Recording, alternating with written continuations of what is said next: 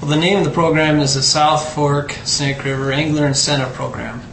And what we mean by that is we're trying to encourage anglers to harvest as many rainbow trout as they catch. Essentially everyone they catch we would like to have harvested. The South Fork Angler Incentive Program was initiated in 2010 due to surveys that were conducted in 2009.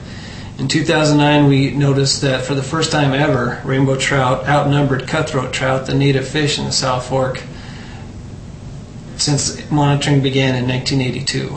And this is a very serious threat to the persistence of Yellowstone cutthroat trout because hybridization with rainbow.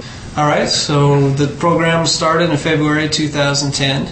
We marked 575 rainbow and hybrid trout that could be identified with white-tipped fins in the South Fork of the Snake River, primarily between Palisades Dam and Hisey.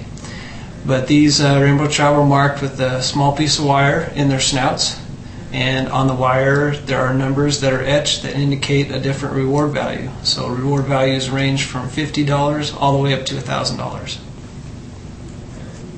I don't know if you can see it, but this is the size of wire that we're talking about. It's 0.025 millimeters in diameter, very, very small, and only 1 millimeter chunk of it has been placed in the snout, so it's not visible to anglers.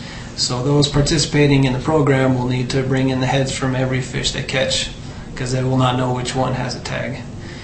We determine whether it has a tag in the snout when the anglers bring in the fish heads, and we scan the fish heads with a wand. And when a wand detects the metal, it beeps like that, so that's how we can tell if there's a tag. Once a tag is discovered that's in that head, then we'll need to dissect the head, retrieve the coated wire tag, and look at it underneath the microscope to see what number it is. So if anglers want to participate in the Angler Incentive Program, once they catch a fish, first of all, take good care of it. Clean it as you normally would, even if you weren't planning on eating the fish, and I'll explain why. First of all, we want the head. That's how we determine whether it's a fish that's worth money or not.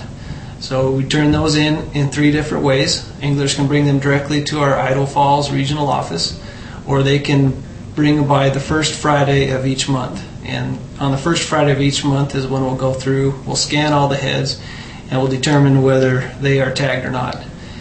If anglers are fishing between May and September, when the camp hosts are at the Conant and Byington boat accesses, we will have freezers there, so anglers can drop off their heads there at the freezers. For fishermen who do not want to eat their catch, we will also be collecting the carcasses, the fish, from them and donating them to the Eastern Idaho Community Action Partnership. ICAP will then distribute those fish to the needy. The Angler Incentive Program will continue through December of 2011, so reward money will be distributed through that year. And fishing regulations remain in effect. They will not change during this program. So on the South Fork Snake River, as it has been since 2004, the whole river is open to fishing year-round. There are no limits on rainbow trout or hybrids.